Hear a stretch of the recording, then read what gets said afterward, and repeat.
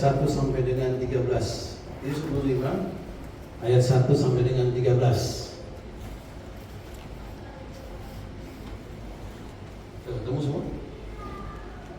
Matius 25 ayat 1 sampai dengan 13. Judulnya gadis-gadis yang bijaksana dan gadis-gadis yang bodoh. Pada waktu itu, hal kerajaan surga seumpama 10 gadis yang mengambil pelitanya dan pergi menyongsong mempelai laki-laki. 5 diantaranya bodoh dan 5 bijaksana. Gadis-gadis yang bodoh itu membawa pelitanya tetapi tidak membawa minyak. Sedangkan gadis-gadis yang bijaksana itu membawa pelitanya dan juga minyak dalam buli-buli mereka. Tetapi karena mempelai itu lama tidak datang-datang juga, mengantuklah mereka semua lalu tertidur. Waktu tengah malam terdengarlah suara orang berseru, "Mempelai datang, songsonglah dia." Gadis-gadis itu pun bangun semuanya lalu membereskan pelita mereka.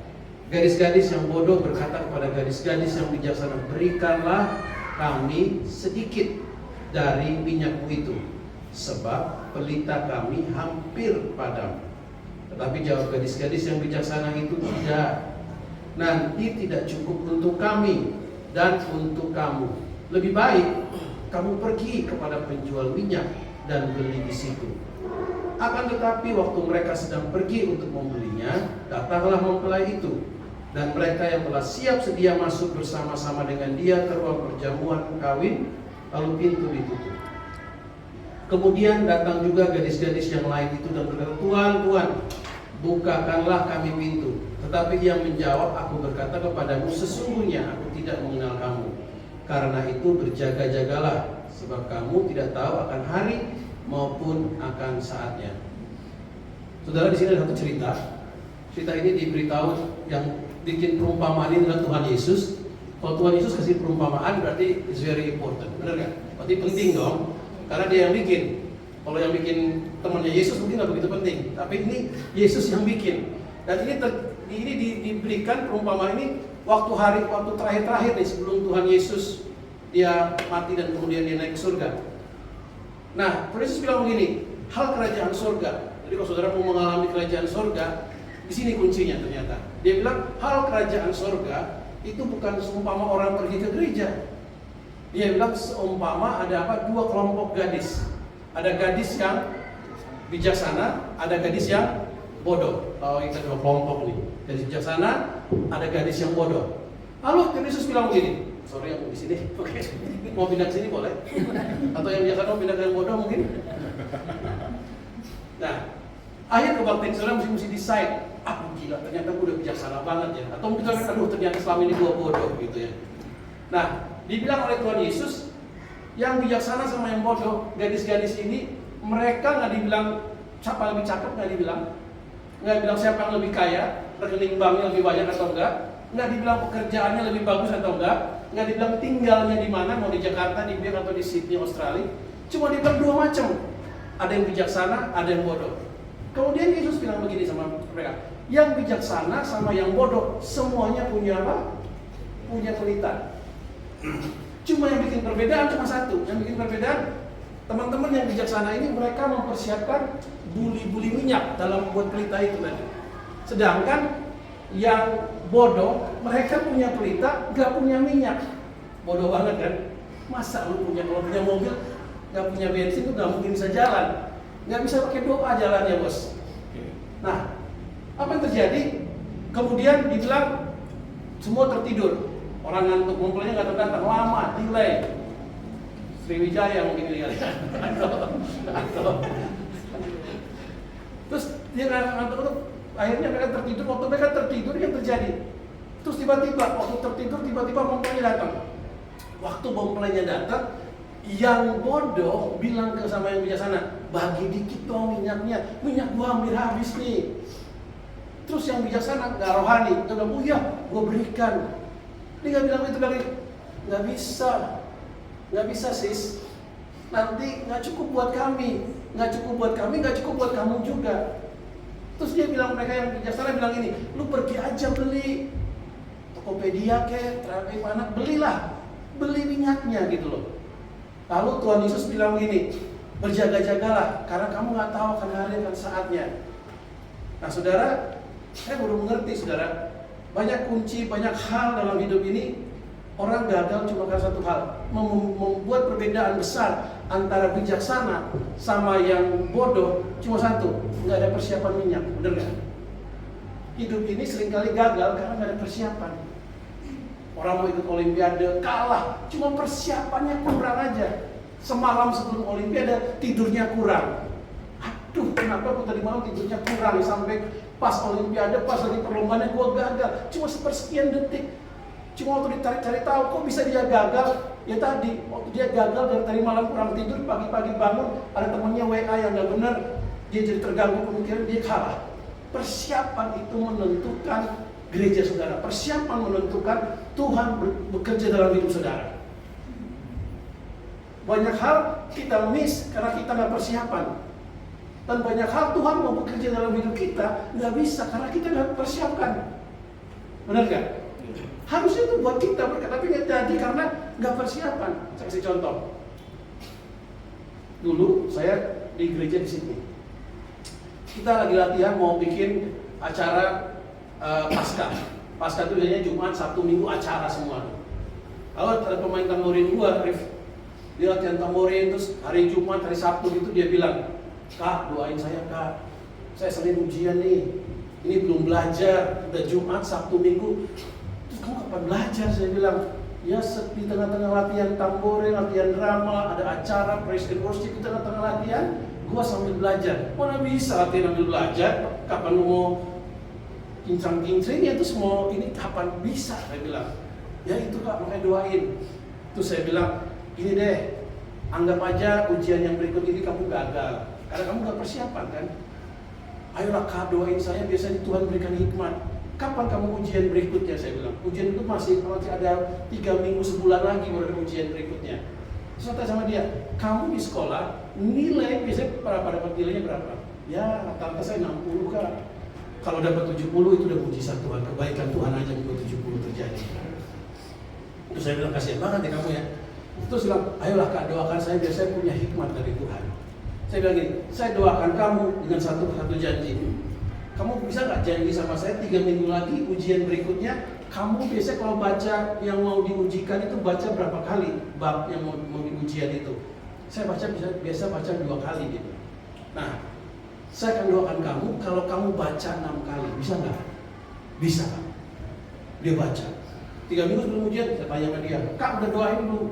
Dia bilang, kamu udah baca belum? Udah Kak, 2 kali. 2 minggu sebelum ujian, dia tanya, Kak, mana janjinya kita mau doakan? Udah baca berapa kali? Iya baru 2, baca lagi, 2 kali lagi, 4 kali dia baca. Beberapa hari sebelum ujian, sehari sebelum ujian, dia telepon lagi, Kak udah doain belum? Saya bilang, kamu udah baca berapa kali? Udah 6 kali saya baca. Dia bilang gitu. Ya udah gue doain deh, semoga lu berhasil. Kan gitu, hati-hati di jalan, kalau kata tulus kan gitu. Iya kan? Sudah kan orang dunia di sini. Nah, apa yang terjadi? Besoknya dia ujian guys. Waktu dia ujian, sorenya dia WA, dia telepon, dia bilang gini, Kak tahu nggak? Itu Tuhan luar biasa. Seolah-olah setiap soal itu Tuhan udah nyatakan jawabannya buat gua katanya. Saya bisa orang pertama yang keluar, saya bisa semuanya. Dia bilang gitu. Saya bilang udah simpan dulu sukacita kamu, jangan terus sukacita, ya kan? Tenang dulu, belum ada hasilnya kan? Siapa tahu lu salah lagi, ya kan? Salah jawab kan bisa begitu. 3 minggu kemudian di kebaktian, ada yang mau bersaksi, lihat anak ini maju, saya mau bersaksi. Bilang saudara-saudara, saya selama ini kalau ujian cuma dapat 60, paling bagus dan mujizat Tuhan, kebaikan Tuhan 70. Tapi sejak saya didoakan oleh Kak Eto, saudara jangan percaya doa saya ya. Sejak saya didoakan oleh Kak Eto, pertama kali dalam hidup saya dapat 98%, dia bilang 98 dari 100. Udah sempurna, cuma kurang titik aja itu kayaknya. Udah hampir sempurna itu. Itu kebaikan Tuhan. Saya tadinya bodoh jadi pintar. Saya tadinya nggak bisa. Ini semua kasih kepada Tuhan. Saudara kalau mau ujian, saudara datang ke Kak Eto biar doakan oleh saya. Pertanyaan saya, Mana yang powerful? Doa saya atau dia baca 6 kali? Hah? Coba yang bijaksana coba. Yang mana yang benar? Doa saya atau dia baca 6 kali? Sialan sini. Mana yang bagus? Doa saya berkuasa atau dia baca 6 kali? Baca 6 kali dengan doa. Kuasa, doa itu nggak ada kuasanya ya berarti ya? Ada sedikit. Ada sedikit nih, pastornya sedikit. Pastornya sedikit. Tahu nggak saudara, berapa kali saudara berdoa dan seringkali gagal? Bukan karena doanya gagal, bukan karena saudara nggak beriman loh ya. It could be saudara lack in preparation. Mungkin saudara nggak persiapkan. Dan sejak itu nilai dia bagus terus. Bukan karena doanya terus berkuasa terus, tapi karena dia persiapan terus. Banyak hal-hal kita rugi, bukan karena Tuhan nggak jawab doa kita. Tuhan sudah jawab doa kita, tapi kita nggak persiapan, bos. Satu teman saya, tadi sharing ini juga, aku udah dengar ini. Happy birthday by the way. Itu birthday ya? Bukan? Anak. Oh, anak birthday ya? Nah, satu kali di Jepang kita ada satu orang namanya Keiichi Enomoto, orang Jepang. Dulu di gereja di sana di Canberra ada 13 negara di situ. Keiichi ini semua yang masuk university, selesai university pada doain dong biar pekerjaan, doain dong biar diterima, doain dong mau interview. Pasti itu banyak banget. Saya sering bikin resume buat perusahaan-perusahaan. Nah, Keiichi ini beda. Keiichi ini waktu dia masih di kuliah, dia tuh kuliah desain grafis. Dia datang ke jemaat-jemaat yang ada di situ. Dia bukan pemain musik, dia nggak bisa nyanyi, dia juga bukan pendoa. Cuma Keiichi ini dia punya satu roh yang bagus, spirit yang bagus. Dia datang ke jemaat-jemaat, dia bilang, lu butuh kartu nama nggak? Gue bikinin gratis. Mau dong. Satu mau, semua mau. Gue juga mau dong Keiichi, gue juga mau. Jadi Keiichi ini bikin kartu nama, dia desain, kasih desain bagus. Punya gue bagus, ada gambarnya, bikin lagi bagus. Satu kali dia saya, Tok, lu mau nggak gue bikin kartu nama? Mau dong, gue bilang. Lu bikin kayak begini nih, dia bikin, gue nggak suka. Balik lagi, dia bawa lagi. Nggak suka gue. Lu mau gimana? Maunya gimana? Gue maunya warna biru tua, ada kuningnya dikit. Gue udah bikin kartu namanya bikin aneh-aneh. Keiichi ini nggak bilang, ya udah kalau lu maunya kan bikinnya sendiri. Dia nggak begitu, saudara. Dia ganti loh. Dan dia ganti bukan 1, 2, dia bikin 17 macam, saya tinggal pilih. Saya lihat yang nomor 9 bagus, nomor 15 juga bagus nih. Aduh, bingung yang mana ya. Yang nomor 3 juga bagus. Aduh, yang mana jadi yang dibilang? Ya udah, aduh yang gabung ini deh, tapi keramaian. Kalau ini nggak gabung kan, jadi dia udah persiapin semuanya. Yang punya perusahaan, boleh nggak gue bikinin kop suratnya? Dia bikinin kartu Natal, dia rancang kartu Natal. Begitu semua orang cari kerjaan, ini perbedaannya. Keiichi ngelamar juga. Keiichi juga minta didoakan, tapi yang bikin perbedaan, semua pada berdoa biar bisa masuk. Keiichi tapi Tok, doain gua. Gua diterima di sini, diterima di sini, diterima di sini, diterima di sini, diterima di sini. Diterima di TV Australia, diterima di radio, diterima di sini, semua terima dia. Karena waktu orang lain cuma ngelamar kerja, Keiichi datang dengan segudang portfolio dia. Saya udah pernah bikin kartu nama, saya pernah bikin kop surat, saya pernah bikin ini, saya pernah bikin Christmas card. Dia bikin. Jadi orang yang mau terima dia kerja nggak bro? Wow, gaji segini mau nggak? Bentar ya, gue doa dulu. Gaji segini mau nggak? Jadi dia sibuk cari gaji mana yang paling top yang dia mau masuk. Tahu apa saudara? Keiichi hari ini dia jadi produser film. Dia jadi produser film, dia sering bikin filmnya untuk Angelina Jolie. Pernah tahu Angelina Jolie? Dia bikin film buat Angelina Jolie. Kalau saudara tahu kenapa dia bisa begitu? Pertanyaan, kenapa Tuhan kok seolah-olah berkati Keiichi lebih dari yang lain? Yang lain masih gaji berapa aja boleh deh Pak. Apa aja boleh deh. Magang aja nggak digaji nggak apa-apa kok, yang penting kerja dulu. Keiichi bisa memilih. 3 bulan kemudian dia pindah perusahaan yang dibayar lebih mahal. 2 tahun kemudian dia pindah ke perusahaan yang membayar lebih mahal lagi. Persoalannya dia preparation. Dia persiapkan betul-betul. Persiapan itu luar biasa. Persiapan membuat orang jadi juara. Persiapan membuat orang bisa maju. Persiapan bisa membuat yang nilainya biasa aja itu jadi nilainya bagus. Persiapan bisa membuat dia bisa gonta-ganti kerjaan semaunya dia. Persiapan membuat dia bisa memilih mana yang lebih bagus. Terus saya pikir, oh iya ya, Indonesia ini negara yang paling banyak berdoa, benar nggak? Dari 5 agama semua berdoa loh. Tempel di mana-mana, ada yang berdoa sampai sehari bisa beberapa kali, 5 waktu, ada yang bisa ini, ada yang puasa lagi sampai. Nah saya pergi ke Australia, saya lama tinggal di Australia. Di Australia nggak ada puasa sebulan, nggak ada saling memaafkan di sana. Benar, coba sudah ke sana, nggak ada saling memaafkan. Di Australia kebaktian doa sebentar aja, tapi yang saya heran kok mereka bisa bagus. Kok mereka bisa jalan bisa ini, listrik selalu nyala, nggak pernah mati, air selalu bersih. Kok jalan-jalan rapi, nggak ada debu, nggak ada apa-apa, kok bisa bagus? Ternyata saudara, kuncinya bukan di doa, kuncinya di persiapan. Saudara pilih mana? 1 ton doa tanpa persiapan itu ada artinya. Benar nggak? Saudara kalau punya anak, mau ujian, Pak doain saya Pak. Atau saudara lihat anak saudara persiapan, mana yang saudara lebih suka? Lihat persiapannya. Mungkin kita nggak mengalami banyak hal karena tadi kita kurang persiapan tadi. Saya satu cerita lagi biar mungkin ini, wah, Rif jangan undang lagi tuh orang tuh ngomong masalah doa nggak jelas. Aduh kita sini rumah doa bagi segala bangsa, Rif. Masa ini udah jangan diundang lagi di Sitri Jakarta nih, ngaco banget. Persiapan apa sih persiapan? Yang penting kita bertumbuh di bawah Tuhan kan gitu. Satu kali satu anak dia dapat beasiswa dari United Nations, dari PBB. Dapat ini, dia orang Afrika, orang Kenya. Saudara bisa Google, namanya Judith Juguna. Judith ini datang, dia dapat beasiswa, dia kuliah dan dia masuk di gereja kita. Terus orang Afrika,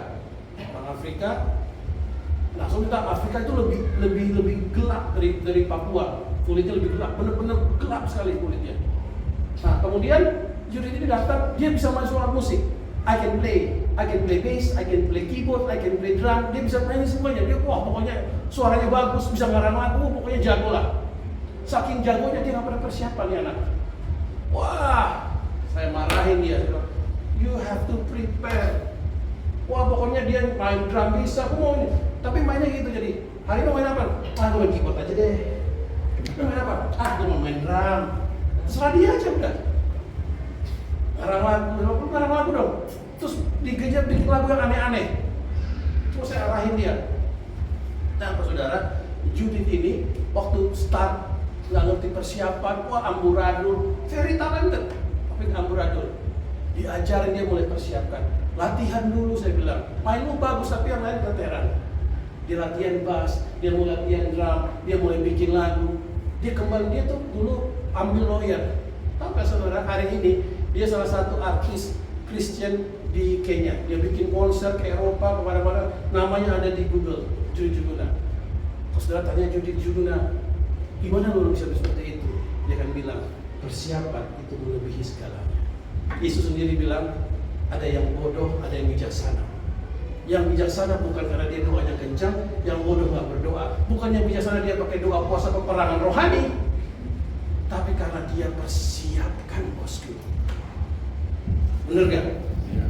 Orang kaya bukan karena berdoa, orang kaya karena dia persiapkan keuangannya. Orang sehat bukan karena dia berdoa biar dia sehat, orang sehat karena dia latihan, dia nge-gym, dia makan sehat, dan dia hidup sehat. Bukan karena yang lain-lain, saudara. Saudara udah gak percaya nih, kayaknya shit, gak mungkin gue undang lagi kan gitu. Saudara pulang mau gimana? Mau berdoa lebih keras atau persiapkan lebih keras? Ya, dua-dua lah ya, nanti kalau enggak gue dicaci maki. Bener gak saudara? Ya. Dan saya bisa cerita banyak hal. Saya cerita lagi nih, itu tahun lalu. Tadi udah saksikan juga tadi. Itu teman saya, namanya John. Saya buka Facebook dia, udah lama main Facebook, lagi pandemi buka-buka Facebook lah. Tahun lalu saya mulai buka-buka Facebook. Terus ketemu foto dia. Fotonya dia lagi selfie. pantai ini, itu lagi di kapal, abuhan baju, foto lagi di mana? Tapi saya WA dia, "Weh, selamat tahun baru. Lu selfie melulu, kerja lu apa sih?" Gue bilang. Itu dia membuat kue, bakery gua dia kerja di Surabaya, bakerynya tutup karena pandemi, tutup, nggak bisa apa dong. Jadi dia kerjanya apa? Dia pulang ke Kupang, dia selfie terus di pantai di mana-mana. Saya bilang, "Lu tiap hari selfie, tiap menit selfie." Saya bilang, "Nggak ada kerjaan lain lagi?" "Udah nggak ada, lagi pandemi tutup semua di mana-mana." Saya bilang sama dia, "Gini deh, gue pengen lihat lu kerja. Saya kirim tiket, datang ke Jakarta besok. Antigen dan segala macam, dia naik pesawat, dia pergi ke Jakarta.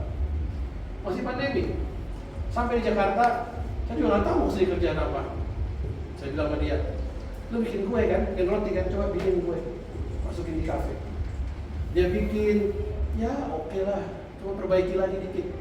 Saya nggak bisa masak, saya nggak bisa bikin kue. Tapi saya bisa Google kue tart yang enak. Saya bilang, "Nih kalau bikin kayak begini nih." Bilang, "Iya, tapi nggak ada alatnya." "Gue beli lu alatnya, pelajari cara bikinnya." Saya bawa dia ke mall-mall di Jakarta, "Bikin kayak gini nih." Terus dia bilang, "Ah udah deh, ini paling sebulan gue suruh pulang aja nih." Tapi dia mulai persiapin. Dia bilang, "Beli bahan ini," dia coba beli bahan ini, dia mulai racik. Beberapa bulan kemudian dia datang dengan ide, dia datang dengan bikin kue, dia bikin kue gluten free. Jadi kue yang nggak pakai tepung, bikin cake tapi nggak pakai tepung. Hari ini saudara, kemarin itu yang order itu puluhan. Dia nggak ada waktu lagi, pulang gereja buru-buru pulang. Kenapa? Dia mesti bikin orderan cake. Banyak banget, dan cake-nya itu dijual di mall-mall terkenal di Jakarta.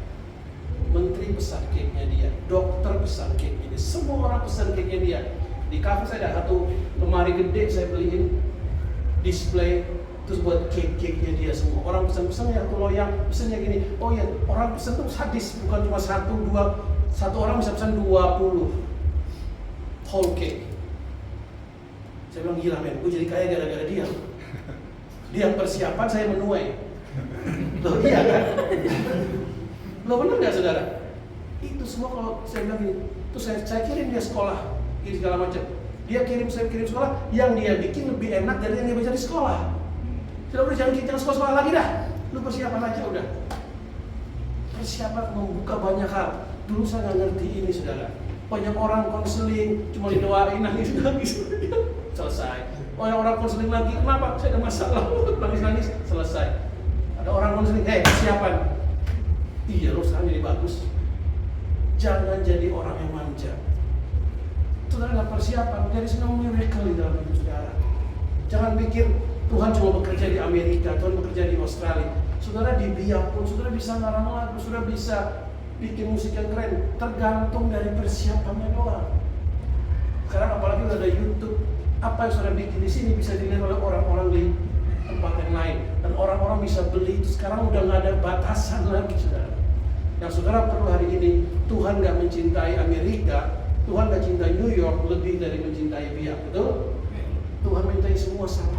Cuma saat ini, lu mau persiapkan atau enggak? Stop jadi bodoh. Mulai persiapkan hidup saudara. Apa talenta yang ada dalam hidup? Mulai persiapkan. Seperti Keiichi Enomoto, seperti John. Mulai seperti Judith Juguna. Tuhan bisa pakai saudara dengan luar biasa. Permasalahan cuma satu, saudara punya pelita, persiapkan minyaknya. Hal yang kedua, hal pertama nih bos, 2 aja cukup kali ya. Belum masuk intention nih, pembukaan aja nih gua. Saudara mau terusan atau kita stop aja hari ini? Yang kedua, waktu mempelai datang, dibilang begini, orang yang bodoh bilang ini yang bijaksana, bagi sedikit dong. Mental orang bodoh selalu minta apa? Bagi dikit dong. Orang yang bijaksana harusnya apa? Dikit doang ya? Udah gue kasih dulu deh. Bener nggak?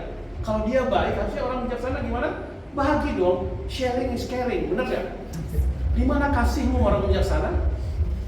Tapi orang bijaksana dia nggak memikirkan orang lain, dia mikirin diri sendiri dulu. Saudara, mau bijaksana jangan mikirin orang lain. Lu bukan Tuhan, pikirin dulu diri sendiri.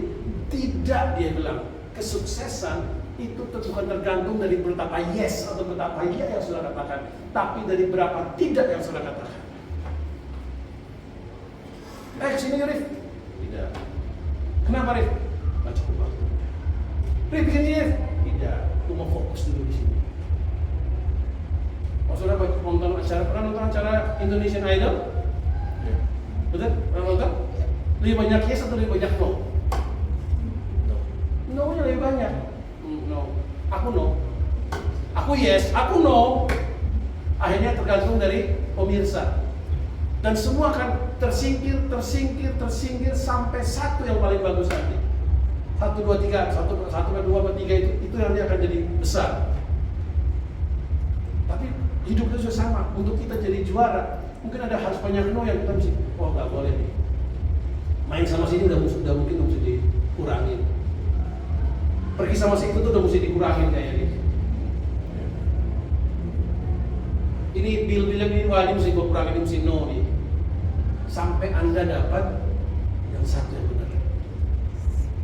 Orang biasa selalu mikir mana yang no. Saudara pulang dari tempat saudara mulai bikin mana yang harus tidak, mesti tidak boleh dilakukan lagi.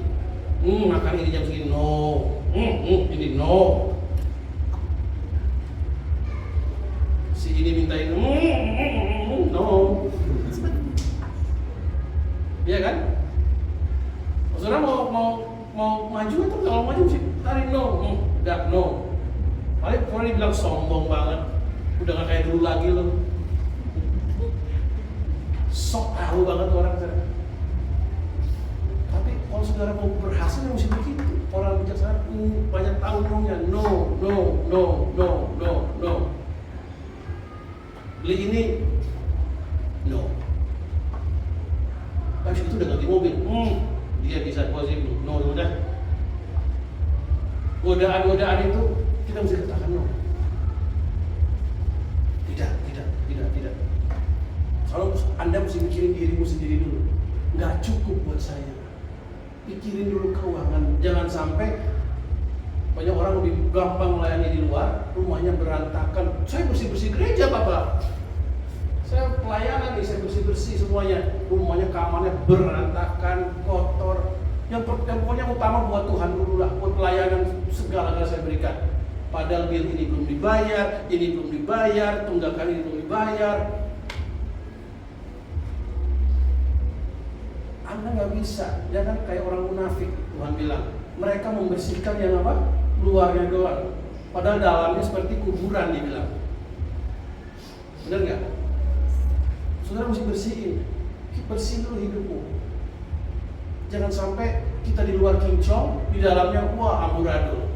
Jangan sampai di luar gila, jadi berkat di mana-mana, tapi di rumah sendiri kan jadi berkat. Jangan sampai kita bisa doain orang bisa dicamah Tuhan segala macam, di kita sendiri nggak benar. Jangan sampai. Pikirin dirimu sendiri dulu, please pikirin dirimu sendiri. Kalau kamu udah mikirin dirimu sendiri, akan gampang untuk mikirin orang lain. Yeah. Kalau kamu udah bisa menguasai diri, akan gampang memberikan jawaban buat orang lain. Kalau kamu udah ngajarin dirimu sendiri, akan gampang bagi skill itu ke orang lain. Yourself first, baru saudara bisa bagikan ke orang lain. Dan Tuhan juga maunya begitu. Tuhan mau saudara bikin dirimu sendiri dulu. Jangan sok jadi berkat. Pernah nggak ngalamin seperti itu? Saudara menderita gini, ketemu temennya ya kayak begitu dia. Pernah nggak ngalamin seperti itu? Kira-kira sakitnya gimana tuh sakitnya? Satu kali saya dapat duit. Waduh, ini saya tabung-tabung, saya nggak berani pakai, saudara.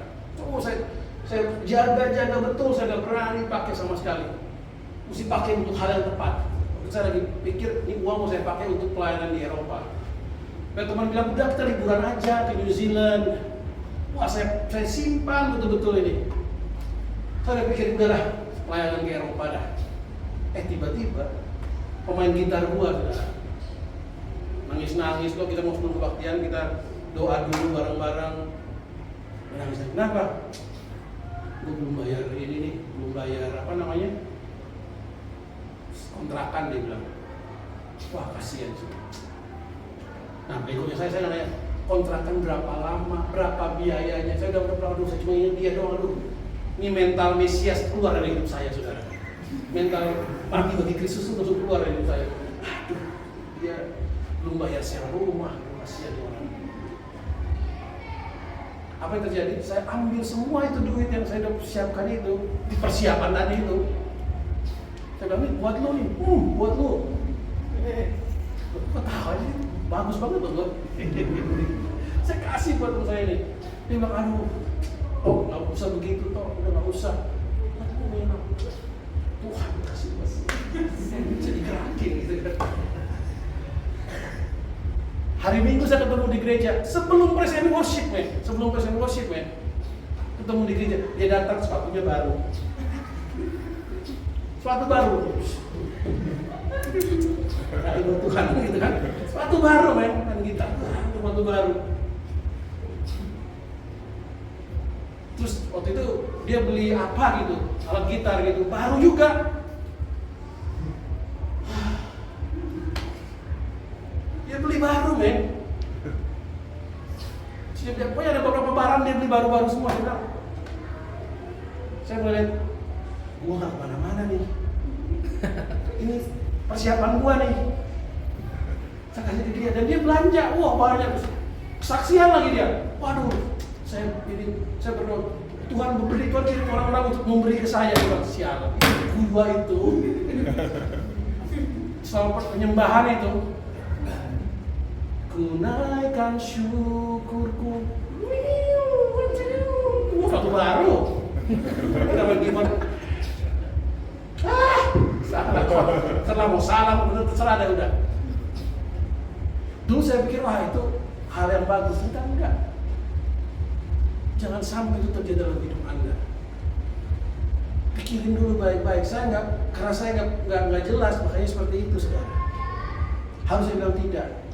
Berapa harga sewa kamu? Berapa yang kamu belum bayar? Kenapa kamu belum bayar gini? Ada apa yang terjadi? Apa yang bisa saya tolong? Mesti gitu. Orang bijaksana bilang gini, tidak lebih baik kamu pergi kemana? Penjual minyak dan beli di situ. Saudara mesti kasih solusi pada orang lain. Jangan nolong cara agamawi, kasih solusi. Lebih baik Bapak, Kakak, lebih baik beli Kak, lebih baik persiapan Kak, lebih baik. Apa yang lebih baik yang saudara butuhkan hari ini? Nasihat itu hal terbaik yang Anda bisa berikan kepada orang yang membutuhkan. Bantu pikirin, lebih baik lu begini, lebih baik lu begini, Rif, lebih baik lu begini, lebih baik. Mikir orang lebih baik, jangan mikir orang lebih rendah. Mikirin orang untuk gimana, untuk dia lebih baik lagi. Mulai mikirin hal-hal lebih baik buat orang lain. Kalau orang itu berubah, saudara jadi lebih bijaksana lagi, saudara. Tahu saudara? Kita bilang ini, karena itu berjaga-jagalah, kamu nggak tahu kapan harinya. Benar nggak? Yes. Yang saya beritahu saudara, buat orang yang persiapan, buat orang yang bijaksana, berjaga-jaga itu hal biasa. Saudara nggak perlu khawatir lagi, mau datang kapan, mau ada berkat, persiapan akan mengikis semuanya itu tadi. Tahu nggak saudara? Tuhan Yesus waktu di kayu salib dia bilang udah selesai. Benar nggak? Saya beritahu ini. Intention Tuhan buat kita, niat Tuhan buat kita, segala-galanya yang dia punya dia berikan kepada kita. Mesti tahu ini. Akibat dari Adam tidak taat, semua manusia jatuh dalam dosa. Benar nggak? Semua manusia nih, kita nggak pernah lakuin dosa loh. Tapi akibat satu Adam dia nggak taat, semua manusia ini jadi apa? Berdosa. Tapi karena ketaatan Yesus, semua manusia dibenarkan. Benar nggak? Pertanyaannya begini, lebih powerful mana? Ketidaktaatan Adam atau ketaatan Yesus? Ketaatan Yesus lebih powerful. Nah, Yesus tahu betul semua udah gua jawab di kayu salib. Waktu dia bilang udah selesai, semua udah selesai, semua berkat, semua masa depan yang saudara butuhkan Tuhan udah selesaikan di kayu salib. Dia udah selesaikan. Karena ketaatan dia tadi, Anda semua akan diberi Tuhan. Anda semua jadi anak-anak Tuhan. Bukan orang tidak taatan Adam, tapi karena ketaatan Yesus kita semua dibenarkan, kita semua dikuduskan, kita semua beroleh hak untuk menjadi anak-anak Allah. Amin. Persoalan cuma satu, kita perlu ngambil itu, dan ngambil itu pakai apa? Persiapan tadi. Bisa mengerti ini? Tuhan udah selesaikan semua itu. Jangan pakai berdoa mohon-mohon lagi sama Tuhan. Mohon itu kalau kita nggak kenal Dia. Kita kenal Dia, Tuhan janji. Makanya Tuhan bilang begini, kalau kamu berdoa, katakan pada gunung ini berpindah, asal nggak bimbang hati kamu, gunung ini akan berpindah. Benar nggak? Tuhan tolong, kalau Tuhan mau kiranya biar gunung ini pindah dikit aja deh, geser dikit deh. Tuhan nggak bilang gitu. Kalau kamu percaya, kamu bisa. Makanya orang-orang yang terima janji Tuhan, mereka bilang gini, asal ku jamah jumbai jubahnya, aku akan sembuh. Mereka berdoanya bukan berdoa mohon-mohon, berdoa minta-minta. Mereka berdoanya, Tuhan kau berjanji. Dengan sure, dengan satu keyakinan. Orang bijaksana itu keyakin Tuhan pasti menyertai kita, makanya kita persiapan. Saudara mesti yakin Tuhan akan buka pintu buat saudara, makanya saudara siapkan hidup saudara. Amin saudaraku. Itu yang saudara perlu hari-hari ini. Satu kali, itu satu kesaksian. Satu kali, beberapa bulan yang lalu, ada satu ibu di apartemen saya, dia enci ini buka kantin di apartemen. Jadi kantin itu rame banget. Nah, satu kali teman saya datang ke apartemen makan sama-sama saya, dia bilang, wah si Eto ini pendeta loh. Nah ibu ini ternyata dia dari agama lain baru bertobat masuk Kristen. Lalu ibu bilang, oh bapak pendeta ya pak? Aduh ketahuan deh. Terus dia cari nama saya di YouTube dan dia temuin saya lagi khotbah di YouTube dan dia sebarin kemana-mana gitu. Akhirnya saya bilang, wah udah ketahuan deh, gue pendeta. Apa terjadi? Satu malam, ini kira-kira akhir tahun lalu, ibu ini tiba-tiba WA saya, Pak, jam 12 malam, Pak, saya video call ya Pak. Ih, inci-inci malam-malam ngapain video call sama gua? Iya kan? Masa mau good night video call? Ngapain? Saya bilang. Lalu dia bilang, Pak, saya video call ya Pak ya. Saya bilang, kenapa Ci? Itu dia cerita. Anaknya dia yang paling kecil, anaknya 3, anaknya paling kecil itu tiba-tiba kena serangan, ada bakteri masuk ke dalam tubuhnya, nggak tahu dari mana bakterinya. Terus dokter cari tahu sakit apakah ini, nggak ditemukan. Jadi dokter bilang kita mesti otopsi, buka, biar tahu ini bakteri jenis apa, karena dia udah nggak bisa bernafas, jadi bakteri menutup saluran pernafasan.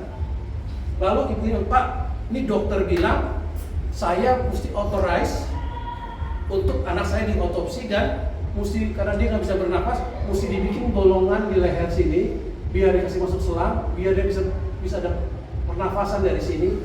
Jadi dia pengen tahu, karena udah nggak bisa bernafas. Terus ibu, saya doakan ibu ya bu, video call doakan. Bukan Pak, saya mesti buat keputusan Pak. Kan Bapak pendeta, Bapak bikin keputusan deh, saya ikut aja. Loh kok begitu? Anak-anak lu, bukan anak gua. Kan bener gak? Tapi Bapak, saya percaya nih Pak, Bapak pendeta kok, Bapak cari tanya Tuhan deh gimana. Saya nggak gitu bisa dengar suara Tuhan Pak, saya ini orang baru Kristen, baru dibaptis, dia bilang gitu. Bapak bikin keputusan, oke atau enggak? Kalau Bapak bilang, iya bikin, langsung malam itu, ini jam 12 malam tuh dibikin bolongan di sini dan di black perutnya. Terus saya bilang gini, waduh ini Inci bikin, udah mau tidur jadi bangun lagi kan. Akhirnya berdoa sama dengan yang saudara dapat. Saya bilang sama ibu ini, Bu, operasi oke aja, saya bilang. Tapi sebelum operasi, saya kirim ibu ayat-ayat ya. Tuhan udah selesaikan di kayu salib ibu. Oleh bilur-bilurnya anak ibu disembuhkan. Alkitab banyak bercerita tentang kesembuhan. Aduh Pak, kasih tahu aja ayatnya apa deh, saya ikut aja Pak. Saya enggak ibu denger dulu. Ada satu wanita pernah pendarahan, dia jamah jumbai Yesus, dia disembuhkan Tuhan. Saya bilang Yesus berjalan berkeliling, dia mengusir setan-setan dan dia menyembuhkan sakit penyakit kelemahan. Saya tahu wah ada banyak ayat di Alkitab tentang kesembuhan. Saya Google bahasa Inggris baru cari bahasa Indonesia, wah cari terus benar-benar cari ayat kesembuhan. Terus saya kasih datang dengan ada banyak sekali ayat-ayat. Terus saya bilang begini, Ci, tolong dibacain ayat ini ke Stephen ya. Tapi kalau udah sampai nggak bisa nafas lagi, udah kita operasi, saya bilang. Kalau ada apa-apa kan ibu tanggung jawab. Saya bilang sama dia, itu jam 2, jam 3, jam 4 saya berdoa, Tuhan tolong. Ibu ini jam 4 pagi masih sempat-sempatnya telepon saya lagi, Pak, udah terus gimana? Udah bacain terus Bu. Udah bacain belum? Udah. Ya bacain terus, bacain biar dia dengar. Dia nggak sadarkan diri Pak. Iya bacain terus. Tolong dong, biar mohonkan biar Tuhan sembuhkan. Udah nggak perlu mohon-mohon lagi, saya bilang tinggal dibacain. Sakit itu perlu diperintahkan buat meninggalkan tubuh itu. Kita punya kuasa Ibu, ayo perkatakan terus. Saya ketiduran udah jam 7, jam 8 bilang, oh nggak ada telepon, nggak ada WA, nggak ada apa-apa.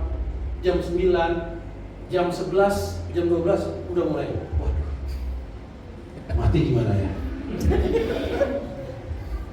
Waduh, kalau dia nggak bisa nafas kemudian lewat gimana nih? Akhirnya jam 1 saya bilang, Cik, video call dong Cik. Gantian saya minta video call. Bentar Pak, lagi sibuk Pak, dia bilang. Jam 1:30 dia langsung telepon saya. Dia bilang gini, aduh Pak, sorry saya sibuk banget Pak, beres-beres. Loh, anaknya saya sibuk Pak, beres-beres Pak, dan gak sempat kabarin. Anak saya jam 4 udah boleh pulang oleh dokter. Saya bilang, masa? Orang tadi tadi malam belum 12 jam baru mau dibolongin, mau dibelek, kok tiba-tiba udah boleh pulang. Itu dia Pak, saya bacain ayat terus anak saya bilang, Mah saya lapar.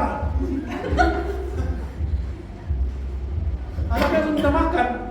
Akhirnya ibu ini dia masakin, anaknya nggak suka makanan rumah sakit, dia masakin, dia makan, seger dia.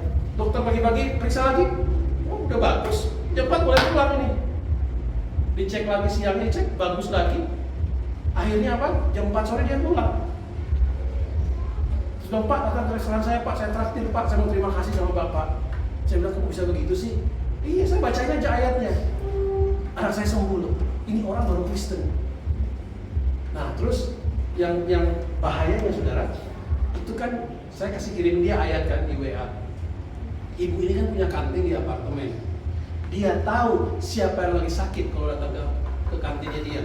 Ini mana? Oh lagi sakit tuh. Nah, nih, gua kirimin lu ayat ya. Bacain di telinganya. Setelah itu mana gua udah datang. Oh, lagi lockdown, lagi sakit. Oh, sakit ya nih. Gua mana nomor mana? Gua kirimin dia. Jadi satu apartemen itu yang sakit-sakit dikirimin ayat sama dia. Diperkatakan di telinganya, diomongin, perkatakan. Saya bilang, buset ini orang baru Kristen, sudah jadi penginjil loh bro. Bukan, dan dia saksi, anak saya sembuh loh. Dan dia nggak usah dibilang, oh Pak Eto doakan dia sembuh loh. Anak bilang, enggak, ini bacain ayat ini ayat powerful nih, bacain ayat. Setiap kali Pak ada ayat apa enggak? Kasih tahu saya mau bacain. Saudara baca ayat nggak sih? Ibu ini aja baru belum lama di Kristen dia bisa bacain ayat dan dia pertolongan Tuhan. Setiap kali ketemu Pak bacain ayat. Yang saya heran sebelum saya berangkat ke dia, bilang Pak saya ikut Bible study sekarang Pak. Buset. Karena dia tahu the Bible so powerful, dia tahu firman Tuhan itu sangat luar biasa. Saya bilang wah ibu luar biasa, mama ketinggalan saya bilang.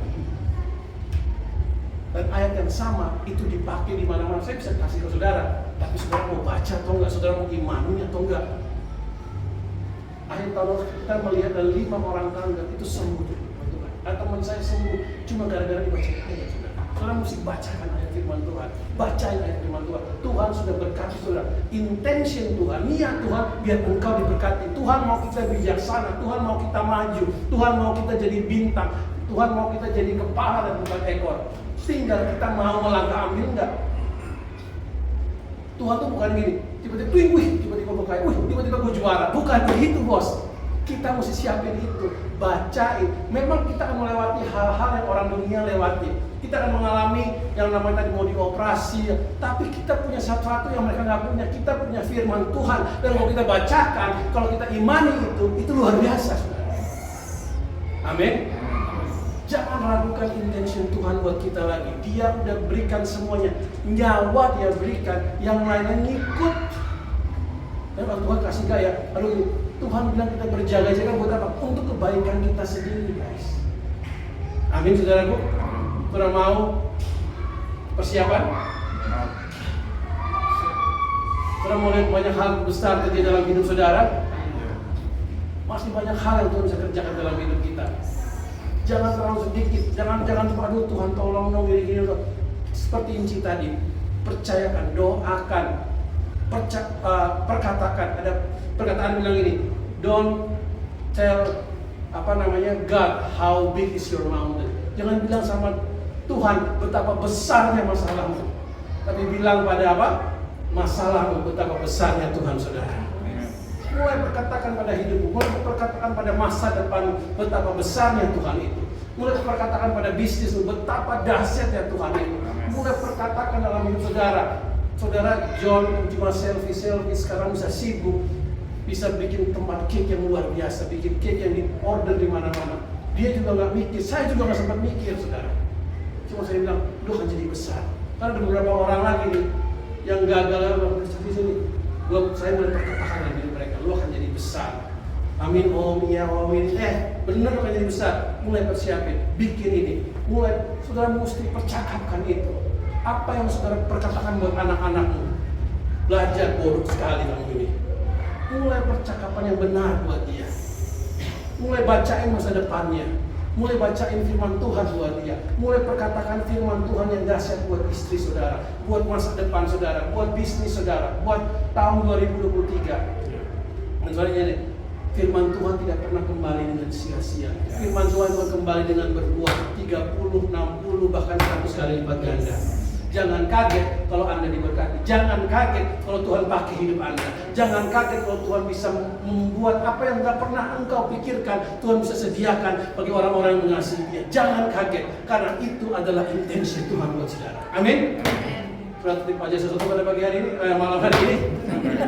Oke, jadi gimana? Yang bijaksana mana? Katakan bijaksana.